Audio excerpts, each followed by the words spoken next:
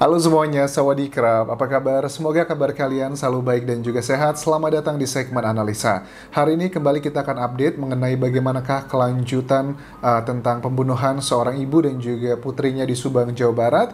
Dan di hari ini kita akan bahas fokus mengenai Ibu Mimin yang merupakan istri kedua dari Pak Yosep yang juga baru beberapa hari terakhir ini sepertinya sudah mulai terbuka dengan media. Sudah mulai menerima wawancara dan menurut aku ini adalah salah satu langkah yang baik karena kan kita melihat dari awal kejadian di 18 Agustus 2021 lalu itu sepertinya masyarakat itu terpecah menjadi dua. Ada yang curiga pelakunya adalah Pak Yosep beserta Ibu Mimin, bagian yang lainnya juga adalah curiga kepada Yoris. Tapi kalau boleh dibilang paling banyak kecurigaan adalah ke pihak Ibu Mimin beserta Pak Yosep.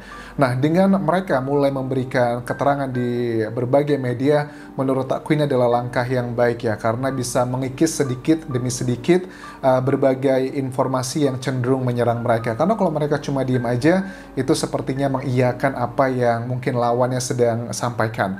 Nah, sekarang kita akan bahas lebih jauh mengenai beberapa keterangan dari Ibu Mimin di sini, dan ada beberapa keterangan yang menurut aku menarik karena akan aku bandingkan dengan keterangan dari Pak Yosep juga. Ada satu yang beberapa sih menurut aku yang agak sedikit kurang begitu masuk akal. Apakah ini karena kesalahan kata-kata ataukah ini memang keteledoran atau nggak tahu ceritanya seperti apa. Kita akan simak secara langsung.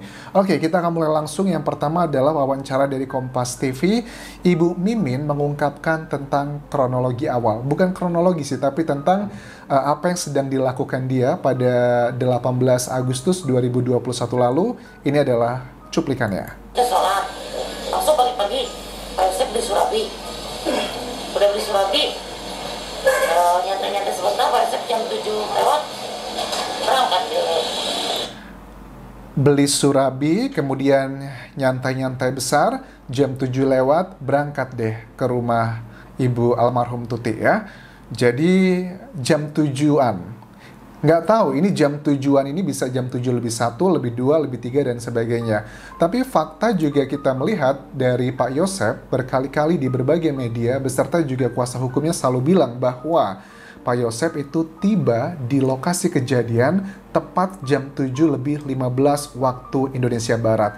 Ini salah satu keterangan pada saat Pak Yosep mengatakan, saya tiba jam segitu di TKP.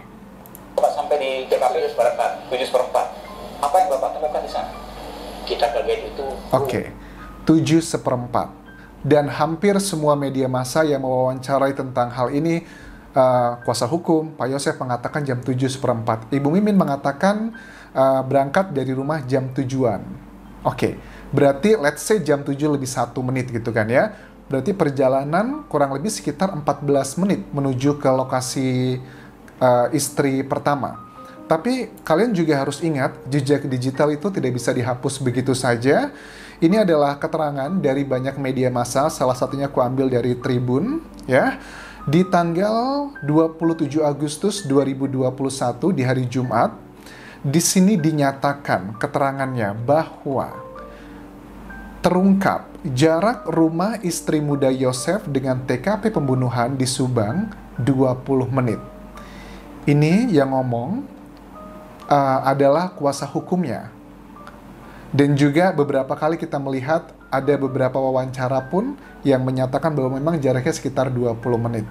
Oke, kalau 20 menit, let's say Ibu Mimin tadi mengatakan jam 7 lebih 1 misalnya jam 7-an begitu.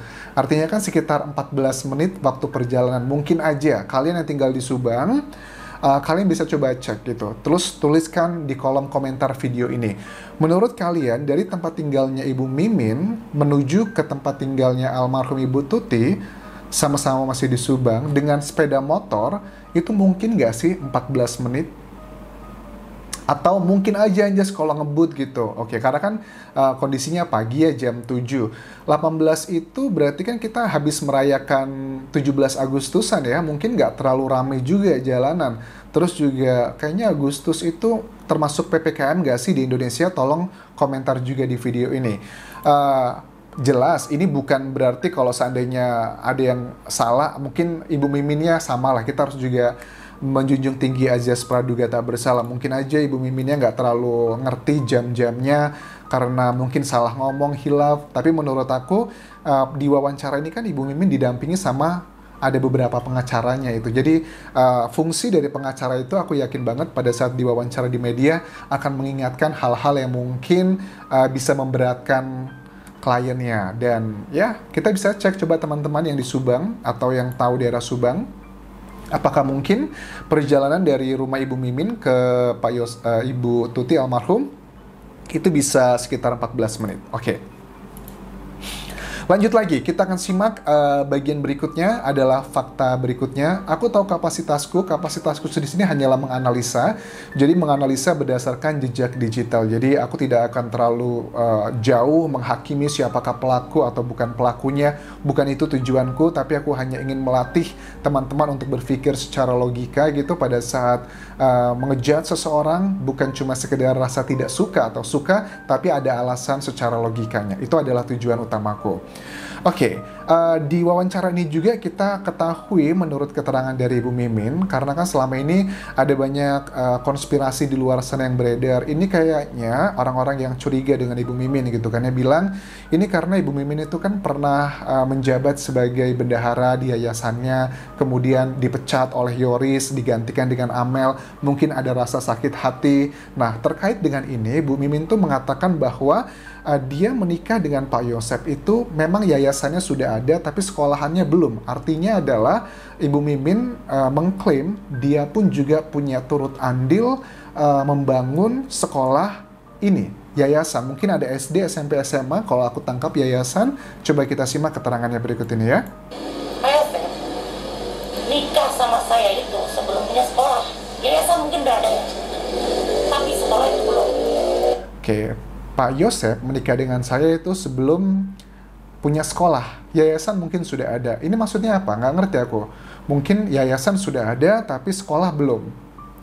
Nggak ngerti. Aku maksudnya seperti apa? Apakah cuma sekolahan aja tadinya SD, kemudian ada SMP, ada SMA, dan sebagainya? Coba kalau kalian tahu, tolong diklarifikasi, tulis di kolom komentar ini. Ini sih menunjukkan bahwa dia menikah dengan Pak Yosep itu bukan karena urusan harta ya, tapi karena memang ya mungkin jatuh cinta, hal seperti itulah. Karena kan di luar sana berkembang berita kesannya bahwa istri kedua itu hanya menginginkan harta. Dan ini bukan cuma sekedar isu, tapi juga beberapa keluarga dari pihak Yoris kan sudah lantang mengatakan ibu itu boros, kemudian uangnya dinikmati dia aja. Ada beberapa kata-kata dari keluarga pihak Yoris yang menyatakan seperti itu. Oke. Dan pada saat ditanyakan oleh wartawan tentang kasus pembunuhan ini adalah yang disampaikan oleh Ibu Mimin. Saya bersumpah demi Allah, saya tidak melakukan apapun, menyuruh ataupun merencanakan. Saya bersumpah demi Allah bahwa saya tidak menyuruh atau melakukan pembunuhan ini. Oke, ini adalah proses ya, sedang proses hukum, dan kita tidak bisa tidak bisa percaya begitu aja, dan kita juga tidak bisa menuduh begitu saja. Itu adalah proses yang sedang dilaksanakan oleh pihak kepolisian saat ini. Oke, kemudian ada beberapa hal lagi yang akan aku bahas di sini. Ini adalah mengenai keterangan bukti ya, barang bukti. Dari pihak Yoris mengatakan bahwa kan sempet tuh ya ada bibinya atau kayak bibinya ya yang bilang bahwa Yoris, Danu itu sekarang sudah bebas tuh, nggak ada lagi tuduhan dari polisi karena barang buktinya yang handphonenya dan motornya juga sudah dikembalikan. Sebenarnya yang mengatakan itu kan dari pihak Yorisnya, tapi hal seperti itu juga tidak hanya dialami oleh kedua saksi yaitu Yoris dan juga Danu, tapi juga dialami hal yang sama oleh Ibu Mimin beserta kedua anaknya. Maksudnya gimana Anjas? Maksudnya barang bukti yang sudah disita oleh kepolisian dari pihaknya Ibu Mimin juga sama sudah dikembalikan. Artinya sih kalau ada pihak Yoris yang mengklaim, oh kita sudah aman karena barangnya sudah dikembalikan, menurut aku itu belum tentu gitu. Karena pihaknya Ibu Mimin juga sama, motor dan juga handphonenya sudah dikembalikan, tapi itu bukan jaminan bahwa barang bukti yang sudah dikembalikan berarti mereka sudah pasti bebas dari kemungkinan-kemungkinan lainnya di kedepannya. Kita simak ya tentang hal ini oleh Ibu Mimin berikut ini. Handphone punya anakku 3, handphone ibu satu. Ya.